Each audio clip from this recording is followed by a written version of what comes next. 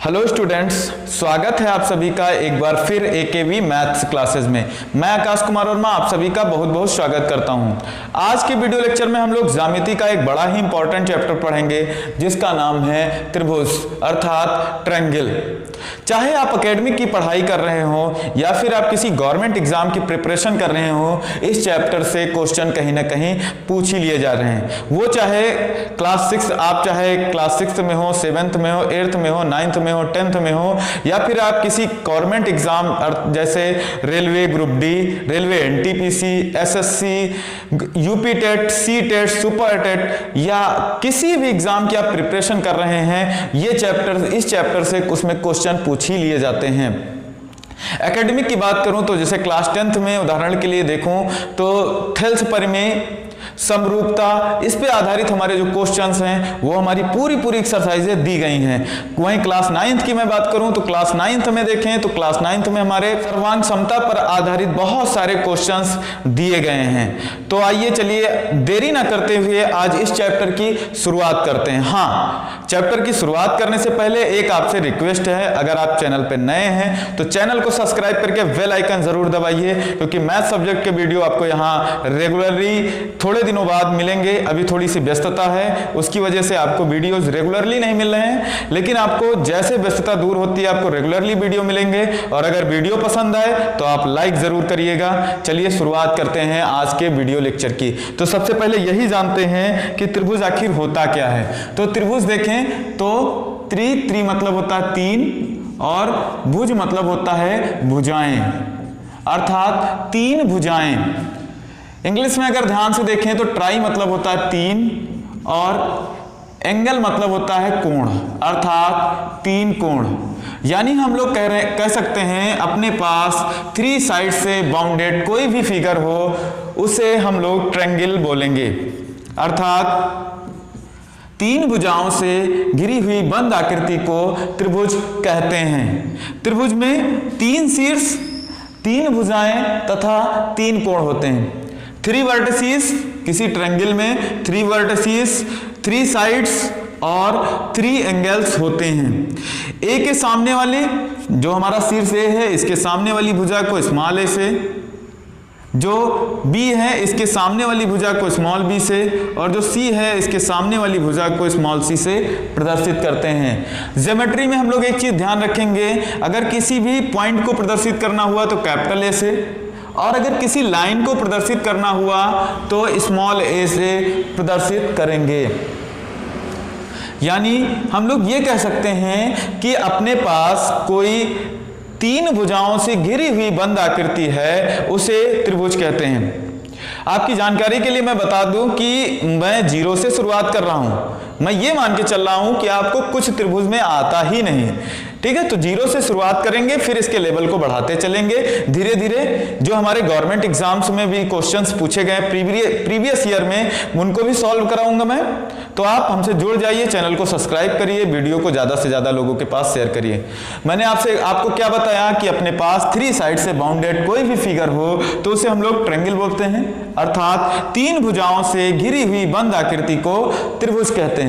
त्रिभुज में 3 शीर्ष, 3 कोण तथा 3 भुजाएं होती हैं, अर्थात 3 वर्टिसेस, 3 एंगल्स एंड 3 साइड्स होती हैं किसी भी ट्रायंगल में। आगे आइए, इसके त्रिभुज के कुछ जो इंपॉर्टेंट छोटे छोटे पॉइंट्स हैं। मैंने कहा आज के वीडियो लेक्चर में हम लोग बेसिक कॉन्सेप्ट पढ़ेंगे, तो सबसे पहले जो छोटे छोटे पॉइंट्स हैं हमारे, उनको समझते हैं। तो सबसे पहला पॉइंट जो है, किसी भी ट्रायंगल में जो तीनों एंगल का जो सम है वो हमेशा 180 डिग्री होता है, अर्थात angle A plus angle B plus angle C, ये अपना कितना हो जाएगा 180 डिग्री।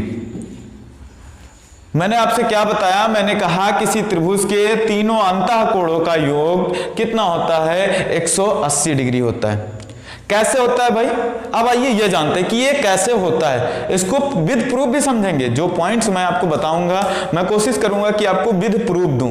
तो आइए आज ये जानते हैं कि कोण ए प्लस कोण बी प्लस कोण सी का मान 180 डिग्री कैसे होता है। तो ज्योमेट्री में मैं जब आपको लाइन और एंगल पढ़ाऊंगा तो बताऊंगा, लेकिन जिन चीजों का यहाँ पे यूज है मैं उनको बताऊंगा और साथ साथ में आप नोट करते चलिएगा, ताकि आपको जब मैं पढ़ाऊंगा तो आपको वो सारी चीजें याद हो जाएंगी। तो सबसे पहले ये जानते हैं, इसको प्रूव करने से पहले एक छोटी सी चीज जान लेते हैं कि अगर कोई दो लाइंस पैरेलल हैं और एक ट्रांसवर्स लाइन इसको इंटरसेक्ट कर रही है 2 पॉइंट्स पे, यानी दो समांतर रेखाएं हैं अपने पास और उसको एक तिर्यक रेखा काट रही है, तो अल्टरनेट एंगल जो होंगे वो बराबर होंगे, अर्थात एकांतर कोण क्या होंगे? बराबर होंगे। मैंने आपको क्या बताया कि अगर दो लाइनें पैरेलल हैं अर्थात समांतर हैं तो जो अल्टरनेट एंगल होंगे, एकांतर कोण होंगे, वो आपस में बराबर होंगे। मैं कोशिश करूंगा कि आपको ड्यू लैंग्वेज में पढ़ाऊं, हिंदी और इंग्लिश दोनों में। थोड़ी सी मेरी इंग्लिश वीक है, लेकिन फिर भी कोशिश करूंगा कि आपको दोनों लैंग्वेज में पढ़ाऊं। तो मैंने आपको क्या बताया कि जो दो लाइनें अगर पैरेलल हैं, एक ट्रांसवर्स लाइन पैरेलल लाइन को दो पॉइंटों पे इंटरसेक्ट कर रही है, तो जो एकांतर कोण होते हैं अर्थात अल्टरनेट एंगल जो होते हैं वो आपस में बराबर होते हैं। और दूसरी बात ध्यान रखेंगे कि अगर कोई एक स्ट्रेट लाइन है तो इस पे कहीं पे भी एंगल बना दें, इसका मान हमेशा 180 डिग्री होता है। तो हम लोग इसको प्रूव करने के लिए क्या करेंगे? ए बी के पैरेलल एक बी से सी से जाती हुई ए के पैरेलल सी से जाती हुई एक लाइन खींच देंगे। तो अगर मैंने ए बी के पैरेलल सी से जाती हुई एक लाइन खींच दी, तो मुझको ये बताओ कि ये जो दो लाइनें हैं, ठीक है, ये दोनों पैरेलल हैं और ये एक AC एक ट्रांसवर्स लाइन है, तो अपने पास जो ये वाला एंगल होगा और जो ये वाला एंगल होगा ये आपस में बराबर होगा। और अगर ये कोण A है तो ये भी हमारा क्या हो जाएगा? कोण A हो जाएगा। मैंने आपको क्या बताया कि जो ये कोण B है, ये अगर ये दोनों लाइनें पैरेलल हैं और ये एक BC एक ट्रांसवर्स लाइन है अर्थात तिर्यक रेखा है, तो जो ये वाला कोण है कोण B और ये वाला कोण है ये आपस में क्या बराबर हो जाएगा? जी हाँ, बराबर हो जाएगा। और ये अपने पास क्या है? कोण C है। तो मैंने अभी आपको दूसरा पॉइंट क्या बताया कि एक सीधी रेखा पर बना कोण कितना होता है? 180 डिग्री का होता है, यानी कोण A प्लस कोण B प्लस कोण C, इसकी वैल्यू कितनी हो गई? 180 डिग्री हो गई। क्यों हो गई? क्योंकि एक सीधी रेखा, एक सरल रेखा, एक स्ट्रेट लाइन पे बना एंगल हमेशा और हमेशा 180 डिग्री का होता है। मैंने आपको क्या बताया, ध्यान रखना है आप सभी को, कि जो एक त्रिभुज है अर्थात ट्रायंगल, इनके तीनों एंगल का अगर हम लोग सम ले लें, कोण A प्लस कोण B प्लस कोण C, तो इसका मान कितना होता है? 180 डिग्री होता है। अर्थात किसी त्रिभुज के तीनों अंतः कोणों का योग कितना होता है? 180 अंश होता है। अब आगे आइए, कोई ट्रायंगल अपने पास दिया है ABC, तो अगर हम इसके एक कोण को आगे बढ़ा दें, अगर हम इसके कोण C को आगे बढ़ा दें, तो हमारे पास जो ये वाला कोण होगा इसको बोलेंगे बाह्य कोण, और जो ये बाह्य कोण होगा ये हमारा सुदूर स्थित अंतः कोणों के योग के बराबर होगा। एक्सटीरियर एंगल जो होगा वो always sum of interior angle के बराबर होगा। मैंने आपको क्या बताया? मैंने कहा कि अगर किसी भी लाइन को आगे बढ़ा दें तो जो बाह्य कोण होगा वो सुदूर स्थित अंतः कोणों के योग के बराबर होगा। यानी अगर हम लोग इसको अल्फा मान लें तो ये देखें, ये कोण B है और ये हमारा क्या है? कोण A है। यानी जो कोण अल्फा हो जाएगा, कोण अल्फा हो जाएगा वो कोण A प्लस कोण B के बराबर हो जाएगा। मैंने क्या बताया आपको? मैंने कहा कि किसी त्रिभुज में अगर एक लाइन को आगे बढ़ा दें तो जो बाह्य कोण होगा वो सुदूर स्थित अंतः कोणों के योग के बराबर होगा, अर्थात कोण अल्फा बराबर कोण A प्लस कोण B। कैसे भाई? इसको हम लोग ये तो जान चुके हैं कि जो कोण अल्फा होगा वो कोण ए और कोण बी के बराबर होगा, लेकिन होगा कैसे? तो आइए ये जानते हैं कि कैसे होगा भाई। तो इसको प्रूव करने के लिए मैंने जो अभी बताया है वही ध्यान रखना है। सबसे पहली बात देखेंगे कि त्रिभुज के पहली परिमेय का यूज करेंगे कि त्रिभुज ए बी सी में जो हमारा कोण ए प्लस कोण बी प्लस कोण सी होगा, इसका मान कितना होगा? 180 डिग्री। अर्थात कोण ए प्लस कोण बी प्लस कोण सी, इसका मान कितना है? 180 डिग्री। दूसरा, मैंने अभी आपको बताया कि एक स्ट्रेट लाइन पे बना कोण 180 डिग्री का होता है, यानी कोण सी प्लस कोण अल्फा बराबर कितना? 180 डिग्री। मैंने अभी आपको क्या बताया? मैंने कहा कि किसी त्रिभुज के तीनों अंतः कोणों का योग 180 डिग्री, यानी कोण ए प्लस कोण बी प्लस कोण सी बराबर 180 अंश, और एक स्ट्रेट लाइन पे बना कोण हमेशा और हमेशा 180 डिग्री का होता है, यानी कोण सी प्लस कोण अल्फा बराबर 180 डिग्री। ठीक है, इसको इक्वेशन फर्स्ट मान लें, इसको इक्वेशन सेकंड मान लें। दोनों के LHS बराबर हैं, तो क्या RHS बराबर हो जाएंगे? बिल्कुल हो जाएंगे। जब LHS बराबर होते हैं तो RHS भी बराबर हो जाएंगे। अर्थात यहां से कोण A प्लस कोण B प्लस कोण C बराबर कितना? कोण C प्लस कोण अल्फा। कोण C से कोण C कैंसिल हुआ, बचा क्या? A प्लस B बराबर कोण अल्फा। यहां से क्या हुआ कि जो हमारा y कोण होगा वो सुदूर स्थित अंतः कोणों के योग के बराबर होगा। फिगर में अगर हम लोग ध्यान से देखें, अगर हम कोण C, ये इस वाली लाइन को किसको? BC को बढ़ा रहे थे, तो ये वाला कोण हमारा अल्फा B और C के बराबर होगा, यानी हम लोग इसको लिख सकते हैं कोण B प्लस कोण A। अगर हम लोग इसको बढ़ाएंगे तो हमारा जो ये वाला कोण होगा इसको हम लोग लिख सकते हैं कोण B प्लस कोण C। अगर हम लोग इस वाली लाइन को नीचे बढ़ा रहे हैं तो ये वाला अगर कोण हम लोग लिखना चाहें तो इसको हम लोग कोण A प्लस कोण C लिख सकते हैं। ठीक है भाई, ध्यान रखना कि जो बाह्य कोण होगा वो सुदूर स्थित अंतः कोणों के योग के बराबर होगा। अब आगे आइए point number 3। Point number 3,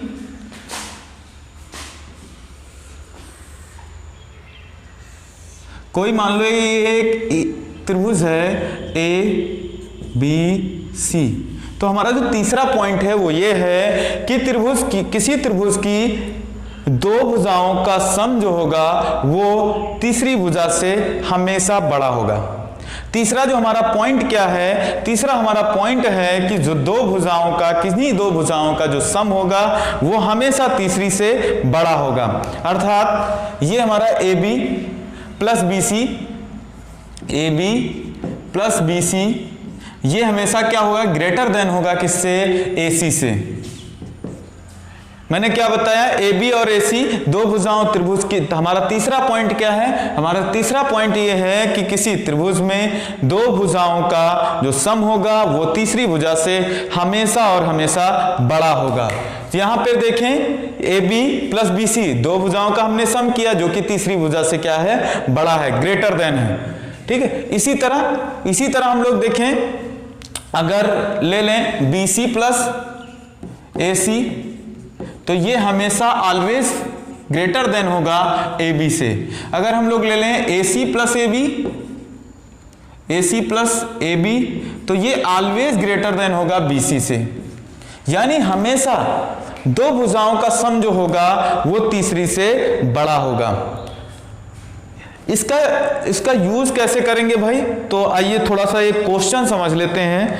question मैंने कहा ये एक भुजा 2 है, ये 3 है, और ये ये 3 है, ये 4 है, और ये क्या है? 5 है।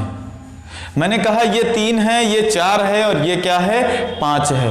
तो अगर दो भुजाओं का हम लोग सम करें, दो भुजाओं का क्या करें? सम करें, यानी 3 प्लस 5, तो ये हमेशा ऑलवेज कितना होगा? 8, जो कि ग्रेटर देन होगा किससे? 4 से।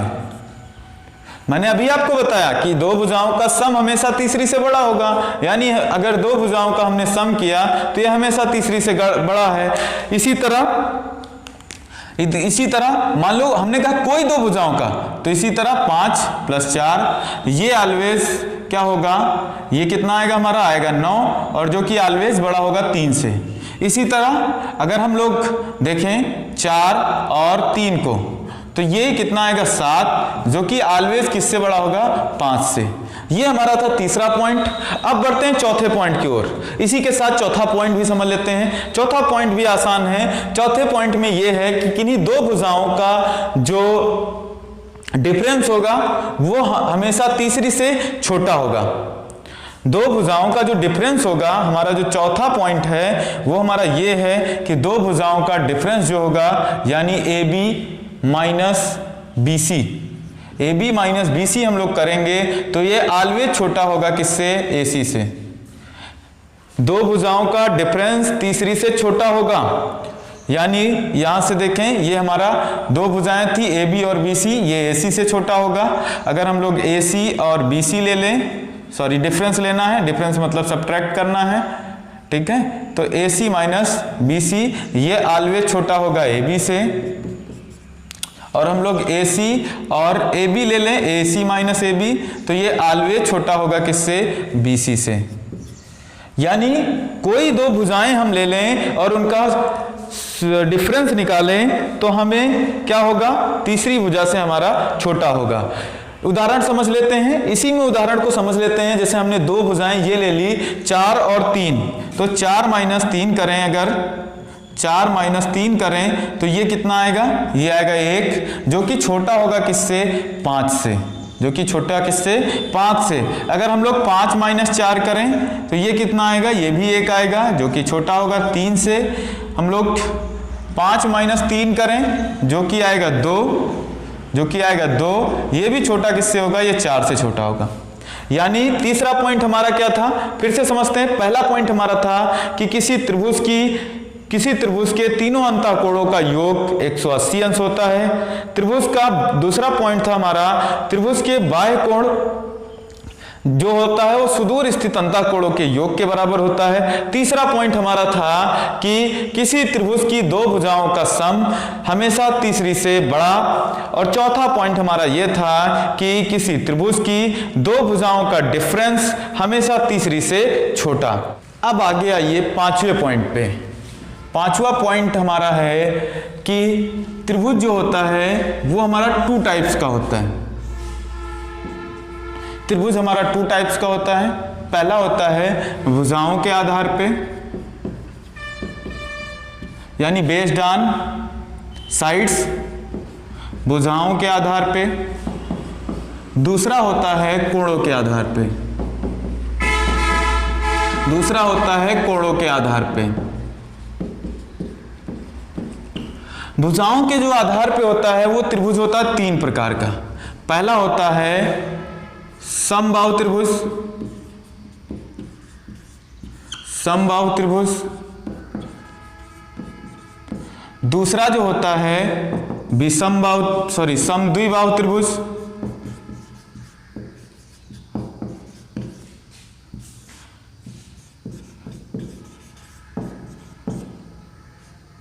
तीसरा जो होता है वो हमारा होता है विषमबाहु त्रिभुज।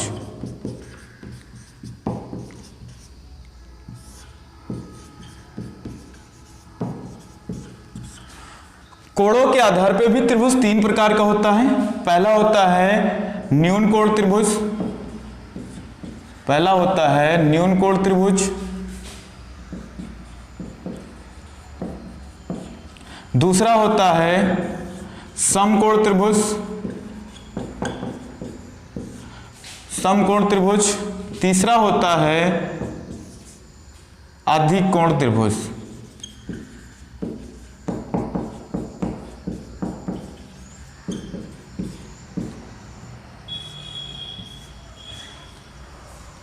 पांचवा पॉइंट हमारा जो है वो त्रिभुज क्या होता है, त्रिभुज based on 2 types. First based on sides, second based on angles. ठीक है, बेस्ड ऑन साइड पे त्रिभुज 3 प्रकार का होता है। पहला समबाहु त्रिभुज, दूसरा समद्विबाहु त्रिभुज, तीसरा विषमबाहु त्रिभुज। इसी प्रकार बेस्ड ऑन ट्रायंगल त्रिभुज 3 प्रकार का, न्यून कोण त्रिभुज, समकोण त्रिभुज समकोण त्रिभुज और तीसरा अधिक कोण त्रिभुज। अब आइए सबसे पहले ये जानते हैं समबाहु त्रिभुज क्या होता है। तो समबाहु त्रिभुज, चलिए इसके नाम से ही पहले पता करते हैं। तो सम माने समान, बाहु माने भुजाएं। तो यानी ऐसा त्रिभुज जिसकी सभी भुजाएं बराबर हों, ऐसा त्रिभुज जिसकी सभी भुजाएं बराबर हों, ऐसे त्रिभुज को समबाहु त्रिभुज कहते हैं। अर्थात अगर ये 2 है, ये भुजा यानी ए बी 2 है तो बी सी भी 2 होगी और ए सी भी कितनी होगी, 2 होगी। पहला मैंने आपको बताया समबाहु त्रिभुज, नाम से पता है सम माने समान, बाहु माने भुजाएं, यानी ऐसा त्रिभुज जिसकी सभी भुजाएं समान हो, ऐसे त्रिभुज को समबाहु त्रिभुज कहते हैं। यानी अगर ए बी 2 है तो बी सी भी 2 होगी, सी ए भी 2 होगी। ठीक है। दूसरा पॉइंट हमारा है सम द्विबाहु त्रिभुज, नाम से ही पता है सम माने समान, द्वि मतलब 2, बाहु माने भुजाएं। ऐसा त्रिभुज जिसकी 2 भुजाएं, जिसकी कोई 2 भुजाएं बराबर हों, ऐसे त्रिभुज को सम द्विबाहु त्रिभुज कहते हैं। जैसे यहां देखें ए बी और ए सी कितनी है, 2 2, और ये क्या है, बी सी क्या है, 4 है। ये त्रिभुज क्या है, समबाहु त्रिभुज, सॉरी सम द्विबाहु त्रिभुज। ठीक है। इसी तरह कोई 2 ले लें, ये अगर हमारी 4 हो जाए, ये 2 हो जाए, तभी ये क्या है, सम द्विबाहु त्रिभुज। ठीक है। ये कोई 2 जो हैं ये बराबर हो जाएं, ये 2 हो जाए, ये 2 हो जाए, ये 4 हो जाए, तभी ये क्या है, समबाहु त्रिभुज। अगले पे आप बढ़ते हैं और ये क्या है, विषमबाहु त्रिभुज। अगला हमारा क्या है, विषमबाहु त्रिभुज। तो हम लोग नाम से इसके देखें, विषम मतलब होता है अलग अलग, अर्थात ऐसा त्रिभुज, और बाहु माने होता है भुजा, बाहु माने भुजाएं, अर्थात ऐसा त्रिभुज जिसकी सभी भुजाएं अलग अलग हों, जिसकी सभी भुजाएं अलग अलग हों, ऐसे त्रिभुज को हम लोग क्या कहते हैं, विषमबाहु त्रिभुज। जैसे यहाँ पे ए बी 2 है, बी सी 3 है, ए सी 4 है, यानी ये त्रिभुज कैसा है, विषमबाहु त्रिभुज। ऐसा त्रिभुज जिसकी सभी भुजाएं बराबर हों, समबाहु त्रिभुज। ऐसा त्रिभुज जिसकी कोई 2 भुजाएं बराबर हों, समद्विबाहु त्रिभुज। ऐसा त्रिभुज जिसकी कोई भुजा बराबर ना हो, विषमबाहु त्रिभुज कहलाता है। अब आइए आगे, न्यून कोण त्रिभुज। ऐसा त्रिभुज जिसके समस्त कोण क्या हो, न्यून कोण हो, ऐसे त्रिभुज को हम लोग क्या कहते हैं, न्यून कोण त्रिभुज कहते हैं। अर्थात ये वाला कोण भी हमारा क्या हो, न्यून कोण हो, 90 से छोटा हो, ये वाला कोण भी क्या हो, 90 से छोटा हो, ये वाला कोण भी क्या हो, 90 से छोटा हो, तो ऐसे त्रिभुज को हम लोग क्या कहेंगे, न्यून कोण त्रिभुज कहेंगे। ठीक है। अब दूसरा समकोण त्रिभुज, राइट एंगल ट्रायंगल। समकोण त्रिभुज, right angle triangle, right angle triangle.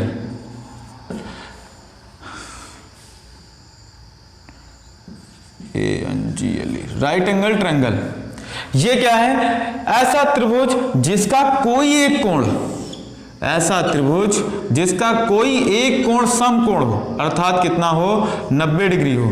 ऐसा त्रिभुज जिसका कोई एक कोण समकोण अर्थात 90 अंश का हो, बाकी शेष दोनों कोण न्यून कोण हो, ऐसे त्रिभुज को समकोण त्रिभुज यानी राइट एंगल ट्रायंगल कहते हैं। अब आगे तीसरे में कहा गया है अधिक कोण त्रिभुज, यानी ऐसा त्रिभुज जिसका कोई एक कोण अधिक कोण हो, ऐसा त्रिभुज जिसका कोई एक कोण अधिक कोण हो, मैं ऊपर बना रहा हूं भाई, जगह नहीं यहां, तो ऐसा त्रिभुज जिसका कोई एक कोण अधिक कोण हो, ऐसे त्रिभुज को हम लोग क्या कहते हैं, अधिक कोण त्रिभुज। यानी ये वाला जो कोण है ये हमारा 90 से बड़ा हो और 180 से छोटा हो, ऐसे त्रिभुज को हम लोग क्या कहेंगे, अधिक कोण त्रिभुज। ऐसा त्रिभुज जिसका एक कोण अधिक कोण, बाकी शेष दोनों कोण न्यून कोण हो, ऐसे त्रिभुज को हम लोग क्या कहेंगे, अधिक कोण त्रिभुज। दोस्तों अभी तक हम ये समझ चुके हैं कि त्रिभुज क्या है, त्रिभुज के प्रकार क्या हैं, किन टाइप्स पे त्रिभुज बेस्ड होता है, त्रिभुज की कुछ इंपॉर्टेंट पॉइंट्स पे हमने चर्चा की है। तो आज मित्रों, आज की वीडियो लेक्चर में बस इतना ही। मिलते हैं इसके नेक्स्ट वीडियो में, तब तक के लिए पढ़ते रहिए, अपना ख्याल रखिए, खुश रहिए। और अगर आपको वीडियो पसंद आया हो तो लाइक करके जाइएगा, अपने दोस्तों के साथ शेयर करना ना भूलिएगा। मिलते हैं नेक्स्ट वीडियो में। जय हिंद, जय भारत।